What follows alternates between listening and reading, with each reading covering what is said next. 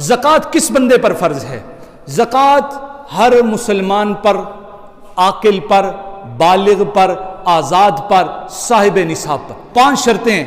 मुसलमान हो, आकिल हो, बालिग हो, आज़ाद हो, साहिब निसाब हो। मुसलमान का मतलब यह है कि हुजूर का कलमा पढ़ता हो।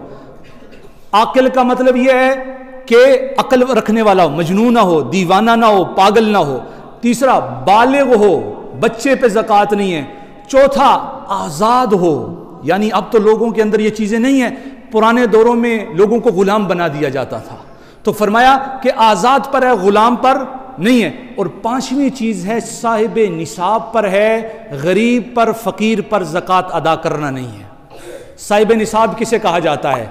जिसके पास 7.5 तोला सोना हो, जिसके पास 52.5 तोला चांदी हो, जिसके पास माले तिजारत हो जो 52.5 तोला चांदी के बकदर हो, जिसके पास माले तिजारत हो जिसकी रकम 52.5 तोला चांदी के पास पहुंच रही हो या पैसे हो। तो 4 चीज़ें हो गई, सोना, चांदी, माले तिजारत, नकदी।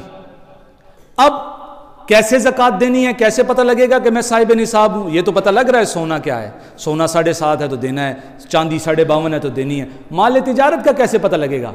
माले तिजारत अगर 52.5 तोला चांदी के बकदर है, 52.5 तोला चांदी कितना बन रहा है? आजकल का रेट जो है वो तकरीबन 1,14,000, 1,15,000 है। यानी किसी भी शख्स के पास इस वक्त 1,15,000 रुपए अपनी ज़रूरत असलिया से ज़्यादा मौजूद हैं, तो उसके ऊपर लाजिम और फ़र्ज़ है कि वो ज़कात अदा करेगा। कितने? 1,14,000। ज़रूरत असलिया क्या है? घर का बिल नहीं देना, बिजली का बिल नहीं देना, बच्चों की फ़ीस नहीं देनी, खुराक का माल सामान नहीं लेना। इससे ज़्यादा पैसे हैं तो फिर उस शख्स के ऊपर क्या लाजिम है? ज़कात अदा करना लाजिम है।